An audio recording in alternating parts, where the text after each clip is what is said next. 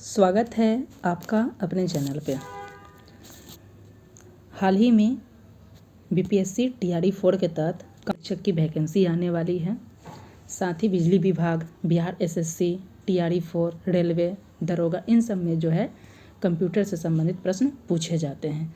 तो इन सभी एग्ज़ाम्स को ध्यान में रखते हुए हमारे चैनल पे कंप्यूटर साइंस की क्लासेस चलाई जा रही है और इस क्रम में आज जो हम लोग कंप्यूटर साइंस का टेस्ट सीरीज 4 को डिस्कस करेंगे।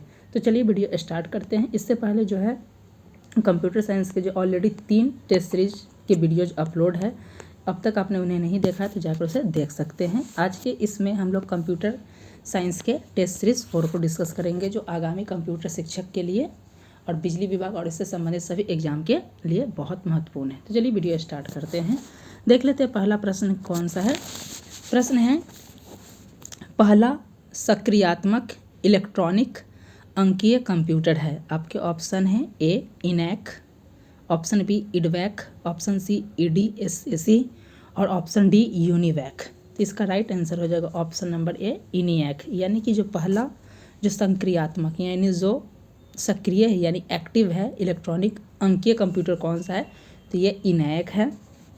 आप देख सकते हैं आगामी सभी एग्जाम्स को दृष्टिकोण में रखते हुए 71वीं बीपीएससी हो, टीआरई 4 हो, रेलवे, दरोगा, इन सब को ध्यान में रखते हुए हमारे चैनल पे करंट अफेयर्स की क्लासेस हो रही हैं। इसके अलावा इंडियन पॉलिटी की क्लासेस हो रही हैं, कंप्यूटर साइंस के भी हैं, बिहार स्पेसिफिक के लिए बिहार ज्योग्राफी, बिहार हिस्ट्री, इन सब के क्लासेस हो रही हैं। और बहुत जल्द ही जो है आधुनिक भारत यानी मॉडर्न हिस्ट्री के भी वीडियोज अपलोड मिल जाएगा आपको। तो आप चैनल पे पहली बार विजिट कर रहे हैं तो इससे जुड़ जाइए, ये कहीं ना कहीं आपके लिए काफ़ी बेनिफिशियल होगा। इसके अलावा जो है मंथली करंट अफेयर्स भी चलाए जा रहे हैं। जनवरी मंथ के जो है टॉप 100 इंपॉर्टेंट करंट अफेयर्स को हमने डिस्कस कर लिया, वीडियो अपलोड है। और वीकली करंट अफेयर्स भी चलाए जाते हैं।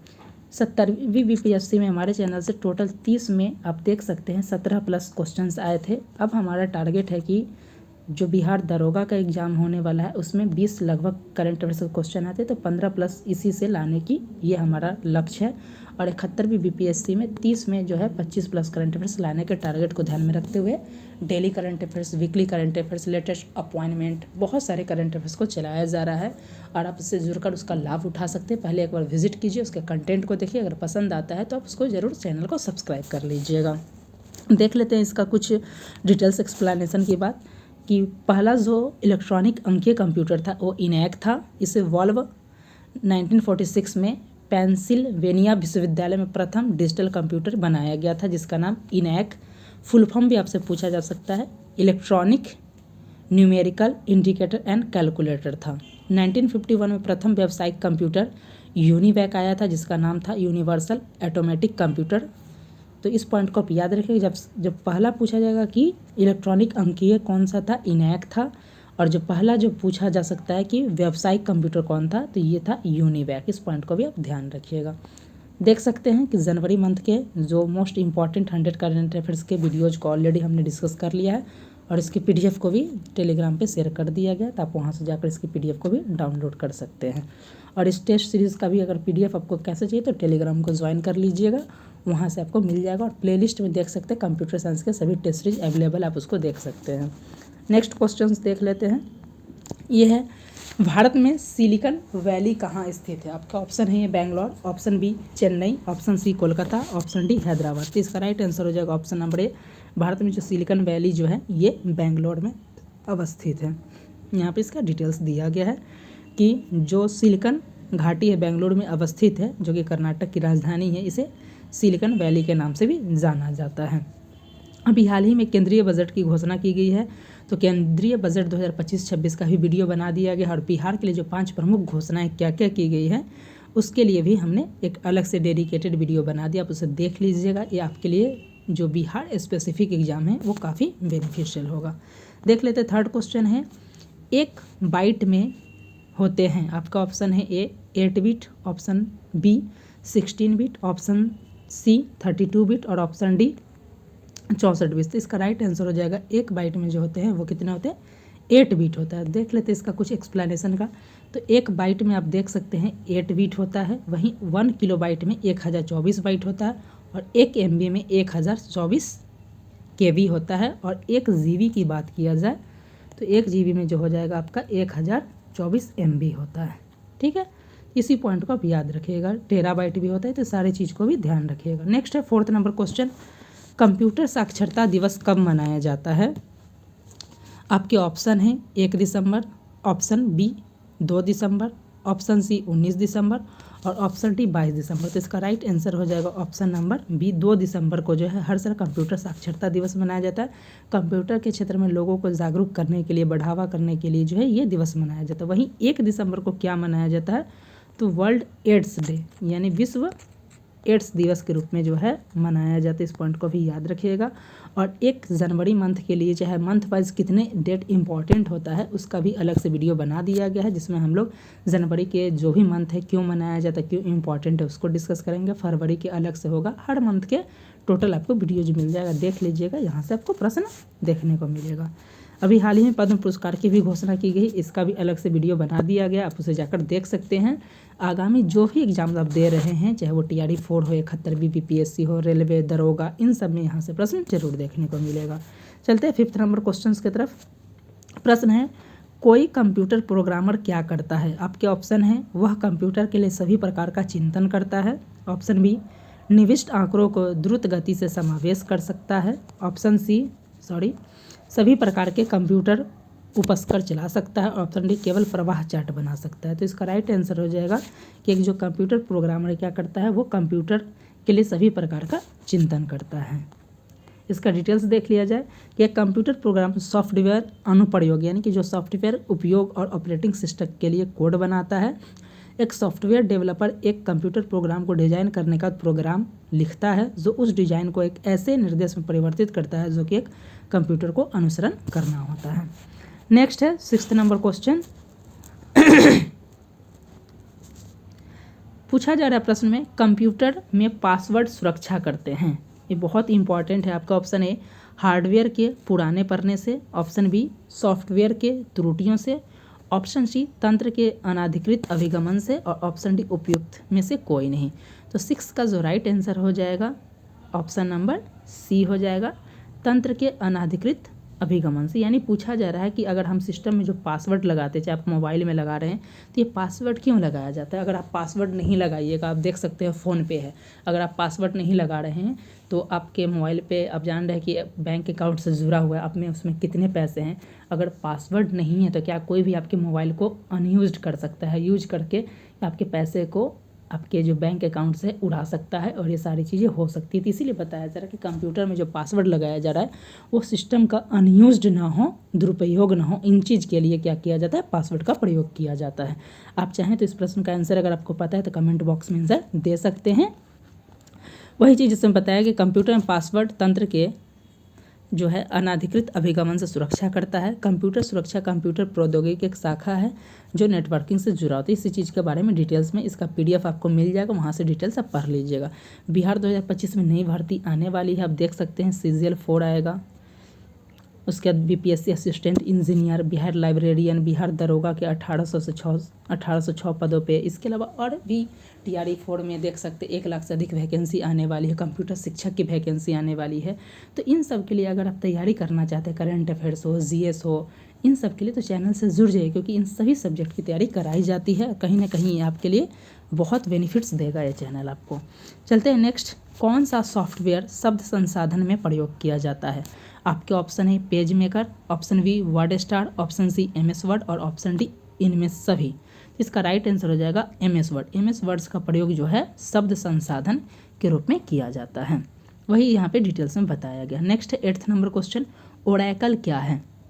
आपके ऑप्शन है ए, एक प्रचालन तंत्र। ऑप्शन बी, शब्द संसाधक software. Option C, database software. और डी, इनमें से कोई नहीं। तो 8 का जो राइट आंसर हो जाएगा ऑप्शन नंबर सी। क्या है? एक ओरेकल क्या है? एक डेटाबेस सॉफ्टवेयर है। तो इस पॉइंट को आप याद रखिएगा, आपसे पूछा जा सकता है। देख लेते हैं इसके एक्सप्लेनेशन का। ओरेकल जो है सामान्य रूप से इसको ओरेकल RDMS अर्थात इसे जो शॉर्ट में ओरेकल के नाम से जाना जाता है। और ये एक क्या है? एक तो यहाँ ऑप्शन नंबर आप देख सकते हैं डाटाबेस सॉफ्टवेयर है। चलते हैं नेक्स्ट क्वेश्चंस की तरफ। नेक्स्ट क्वेश्चन है 9th नंबर, विंडोज सॉफ्टवेयर का निर्माण किया गया है। आपके ऑप्शन है IBM ERT द्वारा, एप्पल कॉरपोरेशन द्वारा, ऑप्शन सी विप्रो द्वारा, ऑप्शन डी माइक्रोसॉफ्ट द्वारा। तो आप सभी को पता होगा विंडोज जो सॉफ्टवेयर है इसका जो निर्माण किया गया किसके द्वारा किया गया, माइक्रोसॉफ्ट के द्वारा किया गया। तो राइट आंसर हो जाएगा ऑप्शन नंबर डी। उसी डिटेल्स में यहाँ पे इस चीज़ को बताया गया है। देख सकते हैं कि बिहार स्पेसिफिक एग्जाम को ध्यान में रखते हुए बिहार स्पेसिफिक क्लासेस जैसे बिहार ज्योग्राफी, बिहार हिस्ट्री सभी की क्लासेस हो रही है। इसके टेस्ट सीरीज भी ऑर्गेनाइज कराए जाते हैं और लगभग बिहार ज्योग्राफी में हमने 14+ लेक्चर डिस्कस कर लिया है। आप जुड़ कर इससे लाभ उठा सकते हैं और इसके टेस्ट सीरीज को भी कर सकते हैं। बहुत ही डिटेल्स में सभी चीज़ों को कंसेप्चुअल वे में डिस्कशन कराया जा रहा है। ऐसा नहीं है कि कोई फैक्चुअल जानकारी नहीं दी जाती, जो भी आपको दिए जाते हैं वो कॉन्सेप्ट के आधार पर दिया जाता है। टॉपिक के बाद टेस्ट सीरीज भी ऑर्गेनाइज कराए जाते हैं। चलते हैं नेक्स्ट 10वां नंबर क्वेश्चन है, कंप्यूटर ग्रिड होता है। आपके ऑप्शन है कंप्यूटर का हार्डवेयर घटक, ऑप्शन बी एक सॉफ्टवेयर अवसंरचना जिसमें कई अभिकलन प्रतिष्ठान से जुड़े होते हैं, ऑप्शन सी सुपर कंप्यूटर का एक प्रारूप, ऑप्शन डी नाभिकीय अनुसंधान हेतु दीर्घ हैड्रोन संगठनी का एक हार्डवेयर। इसका राइट आंसर हो जाएगा ऑप्शन नंबर बी एक सॉफ्टवेयर इंफ्रास्ट्रक्चर है कंप्यूटर ग्रिड। और देख लेते हैं इसमें क्या है कि किसी एक ही कार्य या लक्ष्य को पूरा करने के लिए विभिन्न प्रशासनिक अधिकार क्षेत्रों में स्थित कंप्यूटर संसाधनों को एक दूसरे से जोड़कर ग्रिडिंग किया जाता है। इसका प्रयोग बहुत बड़े वैज्ञानिक, तकनीकी और वाणिज्यिक कार्यों के निष्पादन यानी परफॉर्मेंस के लिए किया जाता है। ये भौगोलिक दृष्टि से एक दूसरे से काफ़ी दूर स्थित होते हैं और एक किसी भी जटिल कार्य को जो है छोटे छोटे इकाई में बांटकर करते हैं। तो इस पॉइंट को आप याद रखिएगा कि कंप्यूटर का हार्डवेयर, कंप्यूटर ग्रिड क्या होता है, तो एक सॉफ्टवेयर अवसंरचना है जिसमें कई अभिकलन जो होते हैं एक दूसरे से जुड़े रहते हैं। चलते हैं नेक्स्ट 11वां नंबर क्वेश्चन की तरफ। ये है कि अधिकतर कंप्यूटर समझ सकता है। आपके ऑप्शन है अंग्रेजी भाषा सदृश्य उच्च स्तरीय निर्देश, ऑप्शन बी बेसिक भाषा, ऑप्शन सी कोई भी भाषा और ऑप्शन डी इनमें से कोई नहीं। तो इसका राइट आंसर जो हो जाएगा ऑप्शन नंबर ए हो जाएगा कि जो अधिकांश कंप्यूटर है ये अंग्रेजी भाषा के समान उच्च स्तरीय निर्देश को क्या करते हैं, ये समझ सकता है। नेक्स्ट है 12 नंबर क्वेश्चन। ये है भाषा जिसे कंप्यूटर समझता है वह निष्पादित करता है क्या कहलाता है। आपके ऑप्शन है अमेरिकन भाषा, ऑप्शन बी मशीनी भाषा, ऑप्शन सी गुप्त प्रच्छल भाषा और ऑप्शन डी इनमें से कोई नहीं। तो राइट आंसर जो हो जाएगा 12 का ये हो जाएगा मशीन लैंग्वेज, यानी कि कंप्यूटर जिस भाषा को समझता है उसे मशीन लैंग्वेज कहा जाता है और मशीन लैंग्वेज में ही वो सारी चीज़ों को परफॉर्मेंस करता है। चलते हैं नेक्स्ट क्वेश्चन 13 नंबर की तरफ। 13 नंबर क्वेश्चन में पूछा जा रहा है बेसिक भाषा का प्रयोग निम्न में से किस कार्य के लिए किया जाता है।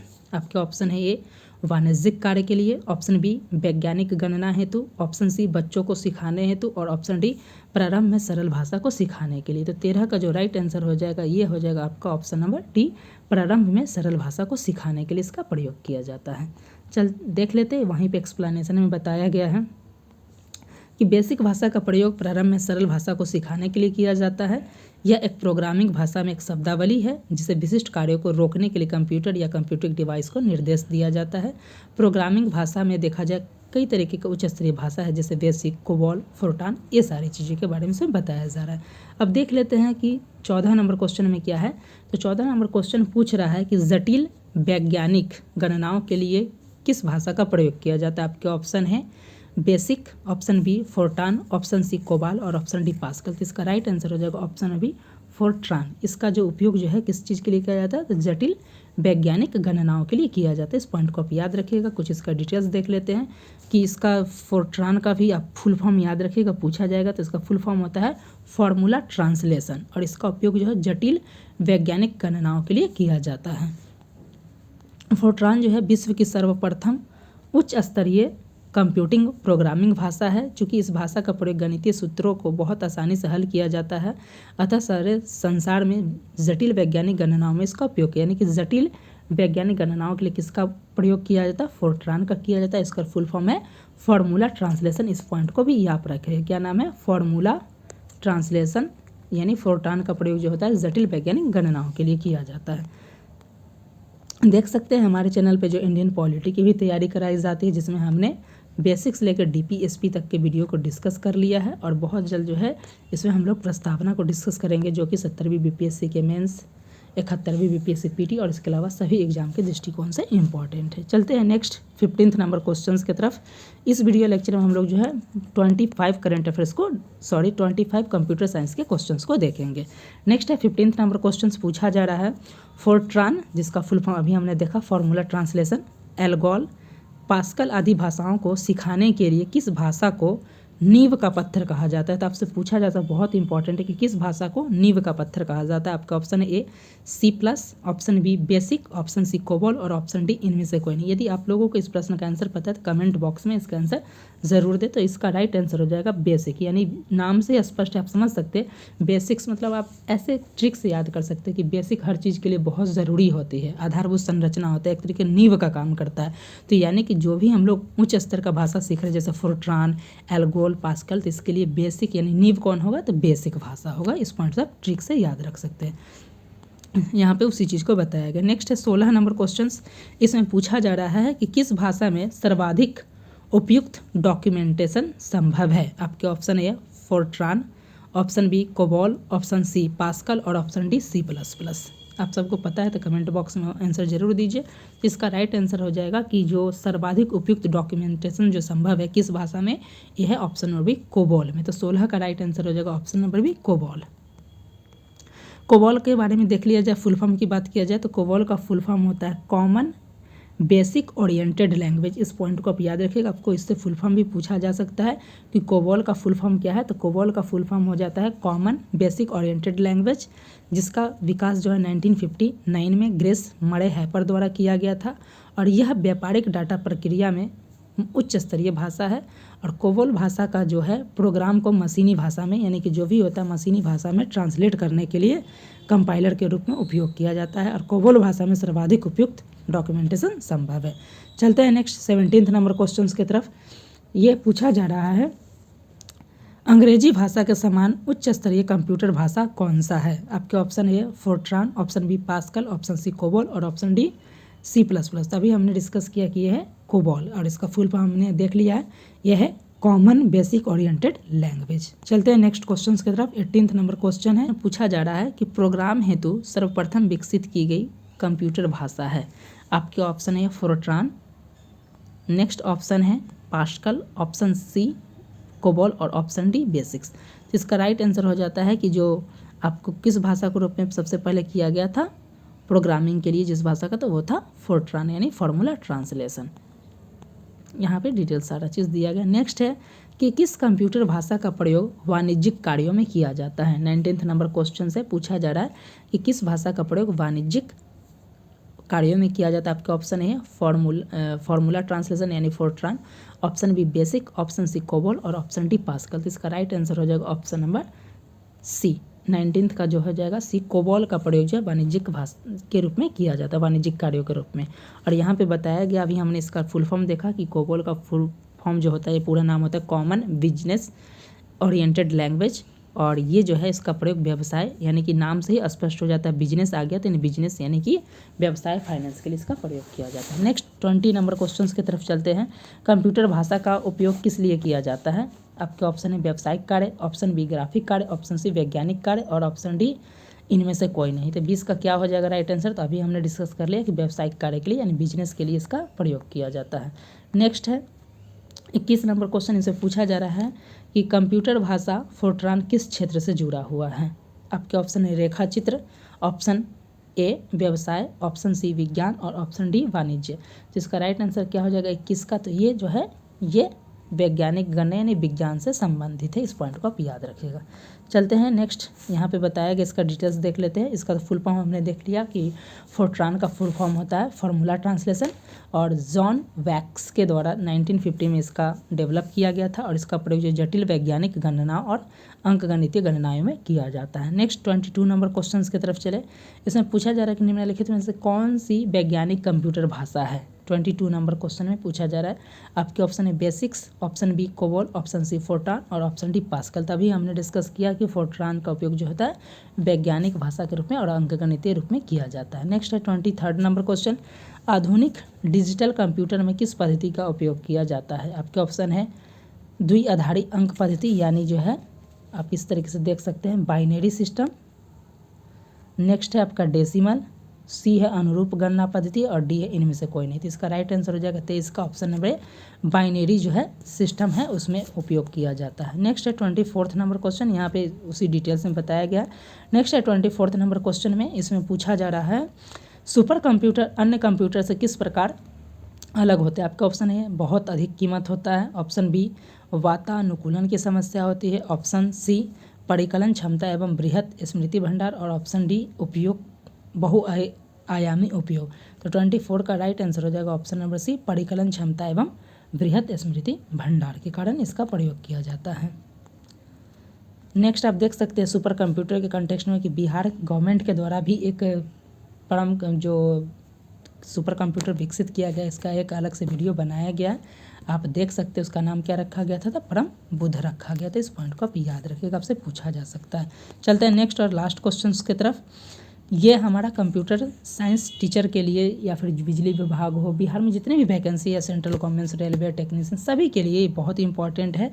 इसका जो है ये टेस्ट नंबर 4 है और इसमें हमने जो है 25 इंपॉर्टेंट क्वेश्चंस को देखे हैं। 25 नंबर क्वेश्चन है, सर्वाधिक तेज गति का प्रिंटर है। आपके option A laser printer, option B jet printer, option C thermal printer और ऑप्शन डी है डेजी व्हील प्रिंटर। तो इसका राइट आंसर हो जाएगा ऑप्शन नंबर ए। ये सबसे तेज गति का जो प्रिंटर ये है laser printer, option number A 25 का। यदि आपको इसका पीडीएफ चाहिए तो आप हमारे टेलीग्राम से जुड़ जाइएगा, वहाँ पे इसका पीडीएफ आपको मिल जाएगा।